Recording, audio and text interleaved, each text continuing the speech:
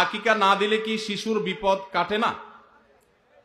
আকিকা না দিলে শিশুর বিপদ কাটে না এমন কোনো কথা কোরআন হাদিসে নাই। তবে আকিকা দেওয়া এটা গুরুত্বপূর্ণ একটা আমল। আল্লাহ কাউকে পুত্র সন্তান দান করলে 2টি ছাগল, আর কন্যা সন্তান দান করলে 1টি ছাগল জবে করা, এটা নবীজি সাল্লাল্লাহু আলাইহি সাল্লামের সুন্নাহ।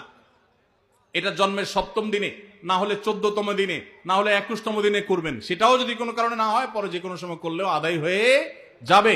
এমনকি কারো শিশুকালে যদি আকিকা দেওয়া না হয়, বড় হওয়ার পরে তার আকিকা দিলেও আদায় হয়ে যাবে।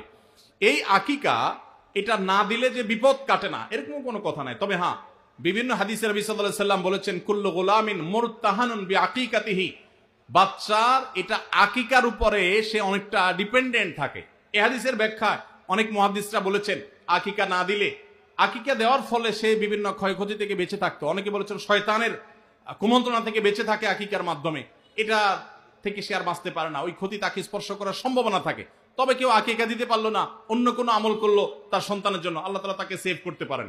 এমন কোনো কথা নাই যে আকিকা না দিলেই তার সন্তানের বিপদ কাটবে না। তবে আকিকা দেওয়া উচিত, এর মাধ্যমে সন্তান নানাভাবে উপকৃত হয়, নানাভাবে সেভ থাকে, নিরাপদে থাকে। আল্লাহ আমাদের যাদের সামর্থ্য দিচ্ছে তাদেরকে আমল করার তৌফিক দান করুন।